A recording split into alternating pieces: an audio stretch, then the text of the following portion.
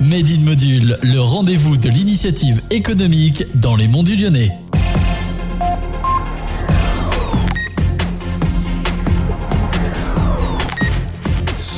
Depuis 2014, à la Breuve, les habitants des Monts du Lyonnais de bons plans, de bonnes adresses et d'informations de proximité.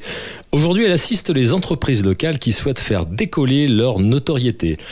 On lui doit notamment le célèbre MAG local et au quotidien, sa devise pourrait être la communication, c'est comprendre celui qui écoute.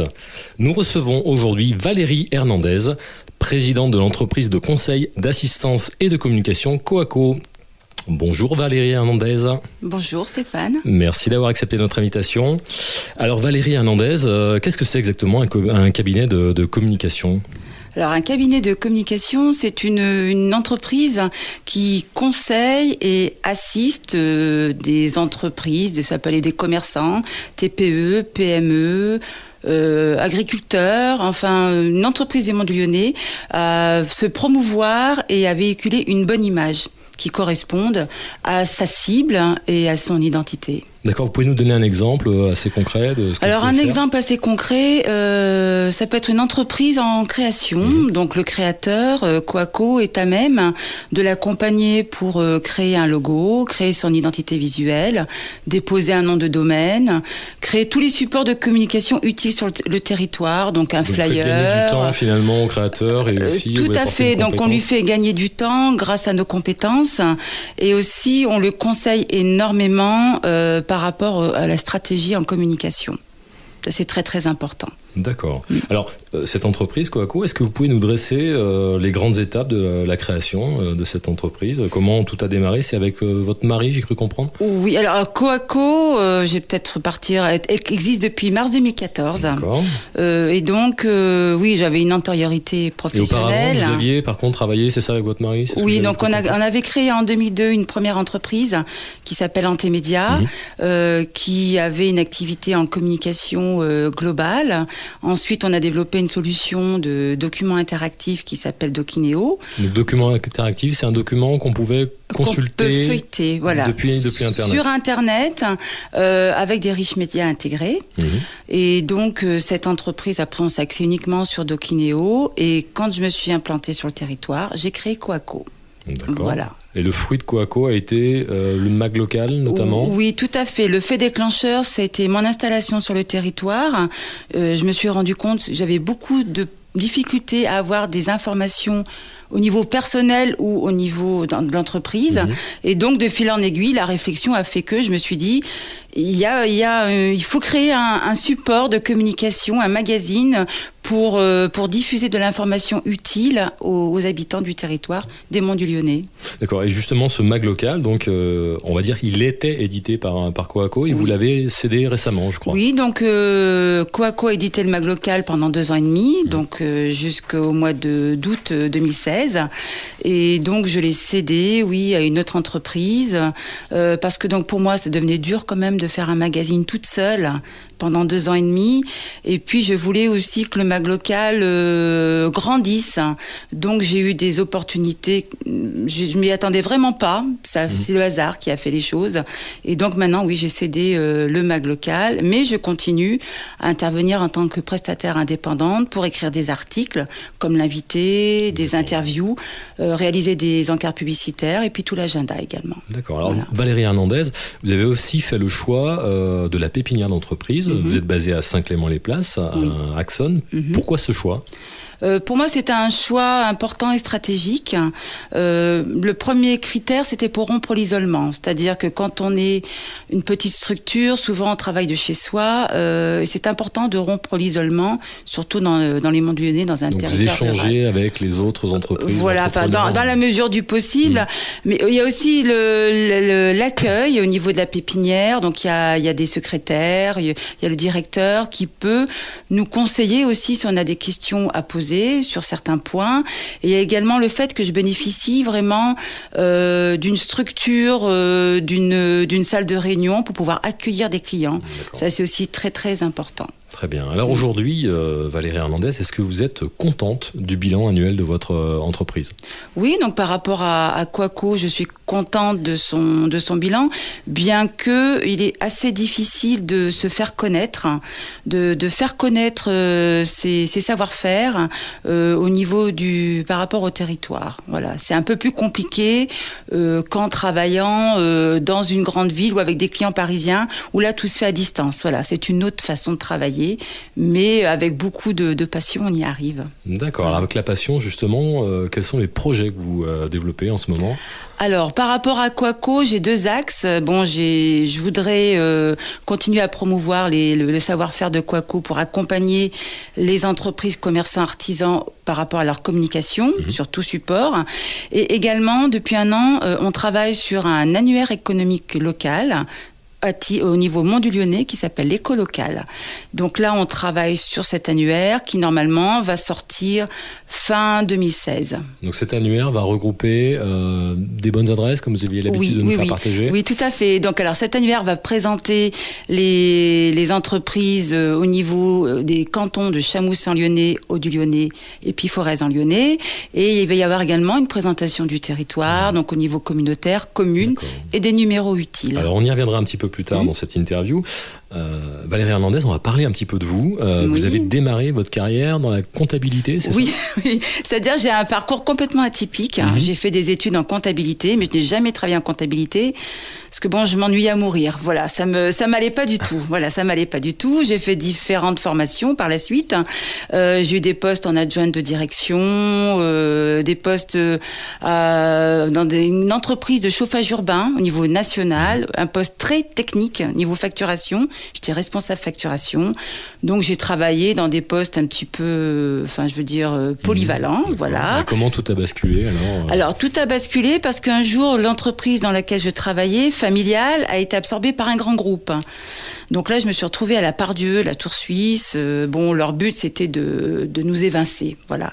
Et donc je me suis dit qu'il fallait que je trouve une autre activité parce que moi qui suis une femme de passion, c'est très difficile pour moi de travailler dans une mauvaise ambiance et sans passion. Voilà, donc j'ai cherché autre chose en fin de compte. Et alors, qu'est-ce que vous avez trouvé en cherchant ? Alors, en parallèle, j'avais rencontré Denis, mon époux actuel, et en parallèle, à nos heures libres, on a développé un portail touristique sur Internet qui s'appelait Via Gallia. J'ai tout appris sur le tas, les bases de données, les logiciels PAO, Internet. Et donc, il y avait un salon économique au niveau l'Ouest lyonnais et j'ai présenté Via Gallia. Il y avait un concours de trophées des jeunes entrepreneurs et j'ai gagné le concours du jeune entrepreneur de l'année grâce à Via Gallia. Et ça vous a ouvert des portes ? Voilà, et donc là oui, donc on a créé Antémédia et on a travaillé pour la communauté de communes des Vallons du Lyonnais. On leur a développé leur portail internet avec des formations des secrétaires de mairie pour alimenter les sites internet de chaque commune. Et on a développé aussi un logiciel de redevance des ordures ménagères. Donc ça nous a vraiment ouvert des portes. D'accord, et c'est ensuite que vous avez créé Antémédia, c'est ça ? Oui, donc Antémédia, où on a travaillé pour Decathlon, par exemple, pour d'autres grands groupes. Et donc Antémédia avait pour activité la communication globale, donc papier, Internet. Donc pendant de nombreuses années, j'ai vraiment acquis de solides compétences par rapport à Antémédia. Et tout ça vous a amené au fameux mag local que tout le monde connaît, qui est tout de même encore distribué en boîte aux lettres à peu près à 13 000 exemplaires. Oui.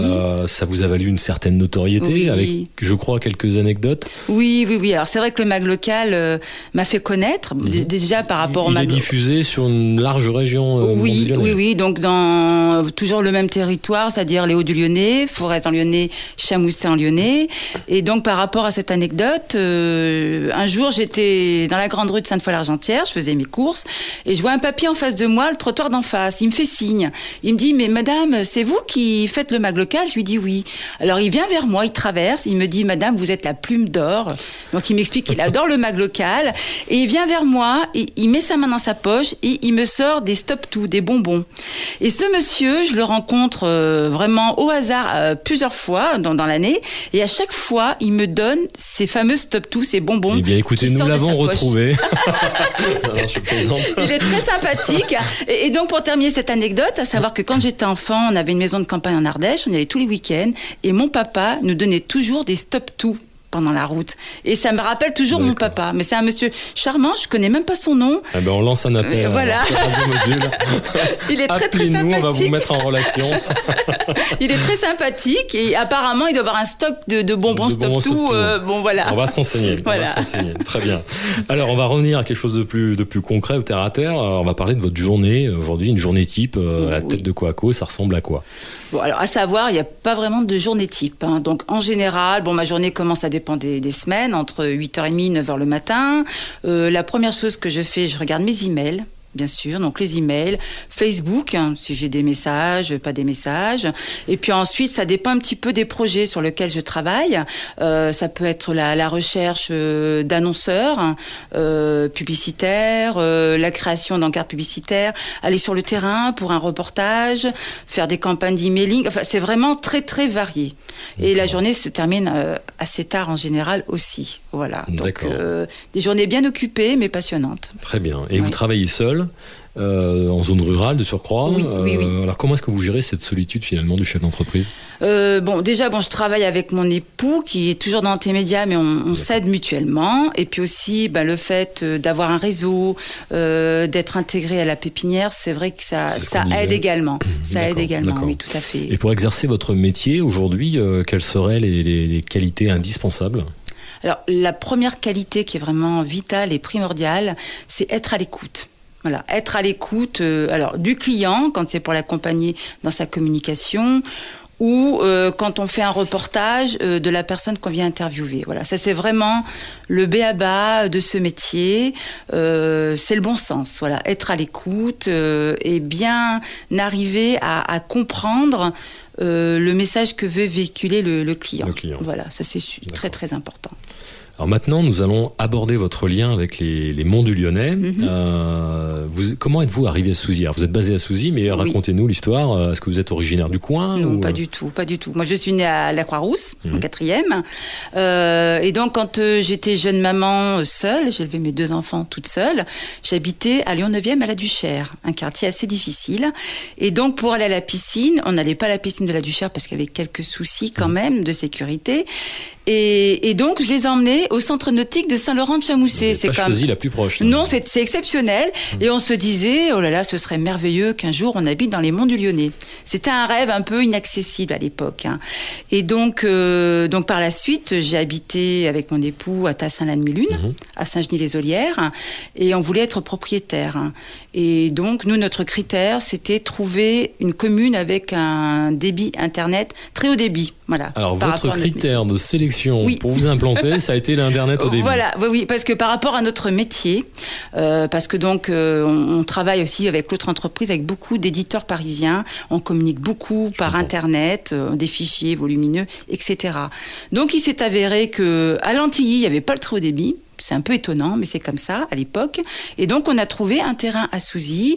En plus, Souzy est un charmant village, une belle vue. Il y a beaucoup de commodités. Donc voilà, donc je suis tombée amoureuse de Souzy et on s'est installé à Souzy. Et aujourd'hui, à Souzy, est-ce que vous vous sentez complètement intégré alors ? Oui, bien sûr. C'est vrai qu'au début, ce n'est pas facile, d'autant plus quand on n'est pas originaire du territoire. Mais à ce jour, oui, je me sens vraiment bien intégrée. Je m'investis aussi pour la commune, voilà. Donc pour moi c'est important, mais c'est vrai que maintenant je me sens parfettement à l'aise. Vous avez des rôles associatifs ou des rôles particuliers? Déjà au niveau de la commune, je suis conseillère municipale. Je m'occupe aussi des jeunes avec le conseil municipal des jeunes de Souzy, ça c'est très important pour moi. Et puis au niveau de l'association, depuis très peu de temps, depuis 2 semaines, je suis présidente d'une association qui s'appelle Samba des Monts, qui est un groupe musical de batucada. Alors qu'est-ce que c'est que batucada? La batucada, c'est une musique très festive qui regroupe plusieurs percussions brésiliennes. Donc ça peut être des gros tambours, des cloches, des tambourines, enfin il y a plein de percussions. Et donc nous, on est à l'échelle Mont du Lyonnais, on est 2 écoles, une à Saint-Laurent-de-Chamousset et une à Saint-Symphorien-sur-Coise. Et donc on se regroupe pour animer des fêtes de village dans les Monts du Lyonnais. Donc là, on a quelques dates déjà de réservées. Donc on espère que Samba des Monts va continuer à se faire connaître parce que c'est vraiment une musique très festive et qui apporte de la joie et du bonheur. Et vous avez pris la présidence de cette association? Oui, tout à fait. Je suis présidente de l'association. Très bien, on attend de voir alors je sais pas comment on dit, les gens qui font de la batucada. Il n'y a pas trop de noms. Les percussionnistes, voilà. On attend de voir les percussionnistes des Monts du Lyonnais dans les rues très bientôt. Voilà.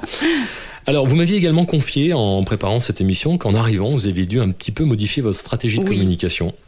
Alors, en quoi les habitants des Monts du Lyonnais sont différents des citadins avec qui vous aviez l'habitude de travailler ? Disons que la grosse différence avec un client parisien, par exemple, c'est que tout se fait beaucoup à distance. C'est-à-dire le devis, le travail, tout se fait à distance. Voilà, du virtuel. Sur le territoire, le contact humain est très, très important. Donc, par rapport notamment au MAG local et à l'éco local, le tout digital ne peut pas fonctionner. Il faut quand même un rapport avec le papier, une présence. Il faut être sur le terrain. Donc ça, c'est vraiment la grosse différence. En rendez-vous clientèle aussi, des rendez-vous sur site avec les clients, c'est tout à fait une autre démarche. Donc il a fallu que j'adapte la stratégie en communication. Ça, c'était très important parce qu'on ne travaille pas pareil et pas au même rythme non plus. Bien. Voilà. Ok. Alors aujourd'hui, votre grand projet, on l'a dit tout à l'heure, c'est votre annuaire, l'éco local. Oui. Est-ce que vous pouvez nous en dire un petit peu plus ? Alors bon, l'éco local est parti d'un constat un petit peu comme le MAG local, c'est-à-dire que quand on recherche un commerçant, un artisan sur le territoire, il y a des petits bouts un petit peu sur Internet, mais il n'y a rien à l'échelle Mont du Lyonnais. Donc c'est parti d'un constat de ma vie de tous les jours, et donc l'éco local va proposer aux habitants d'avoir des adresses des commerçants, des artisans pour consommer local, avec une présentation du territoire, des communes, et ça va également permettre aux acteurs économiques de se faire connaître. Donc toujours dans le même but de faciliter la vie des habitants, parce qu'il va être distribué gratuitement dans 13 000 boîtes aux lettres. Vous allez distribuer ce magazine, cet annuaire, gratuitement dans les boîtes aux lettres. Gratuitement, tout à fait. Donc il va faire pour la première année 64 pages, format A5 de poche, donc un format pratique. Les gens pourront l'avoir toujours à portée de main. Et oui, gratuitement, parce que pour moi, c'est important par rapport aux habitants qu'ils aient ces bonnes adresses sans payer. Voilà, pour avoir du lien social, pour qu'un habitant qui habite dans un HLM soit distribué en boîte aux lettres, pour vraiment être informé et consommer local. Et si j'égare mon numéro, est-ce que je pourrais consulter ces informations ailleurs ? Oui, donc il va être en version à feuilleter avec notre solution Dokinéo. Et dans la version à feuilleter, donc aussi bien sur tablette, ordinateur, smartphone, on peut intégrer des riches médias. C'est-à-dire c'est quoi un riche média ? Un riche média, c'est un lien enrichi. Ça peut être un lien vers le site internet ou une vidéo. C'est-à-dire qu'une entreprise qui veut mettre une vidéo de présentation dans la version Dokinéo pourra voir la vidéo dans la version à feuilleter de l'éco local. Voilà. Très donc bien. Ça, c'est aussi pour mettre de l'interactivité par rapport à l'annuaire. Voilà. Très bien. Alors voici l'heure de la dernière question. Oui. Je la pose à tous mes invités. Imaginez un instant que je puisse exaucer l'un de vos souhaits. Sur le plan professionnel, de quoi avez-vous le plus besoin aujourd'hui ? Alors, c'est une dure question. Par rapport à un souhait vraiment qui me tient à cœur, j'aimerais que l'éco local connaisse une belle notoriété, qui soit appréciée par les habitants, qui soit appréciée par les acteurs économiques, et que toute la passion que je mets dans cet annuaire ressorte dans cet annuaire. Voilà, c'est mon souhait. Très bien, on note ce souhait, on va tout faire pour vous aider et faire que l'éco local soit le succès que vous méritez. Oui. Valérie Hernandez, merci d'avoir participé à cette émission et d'être venue ici dans les locaux de Radio Module pour nous parler de votre entreprise Coaco. On vous souhaite donc un bon développement avec le lancement de votre annuaire et on va surveiller nos boîtes aux lettres. Quant à moi, je rappelle à nos auditeurs que cette émission est multidiffusée en 3 parties. Le jeudi, la présentation de l'entreprise. Le vendredi, le portrait du dirigeant. Samedi, le lien avec le territoire. Et enfin, le dimanche, vous retrouvez l'intégralité de l'interview. Ne manquez pas également nos podcasts sur notre site internet www.radiomodule.fr, sur YouTube et également sur tous les bons réseaux sociaux. Très bonne journée à tous, à bientôt. Moi, je tiens à vous remercier pour votre accueil. Et puis, bonne continuation aussi à Radio Module, qui est une radio qu'il faut vraiment écouter au niveau des Monts du Lyonnais. Voilà, une bonne initiative. Merci, au revoir. Au revoir.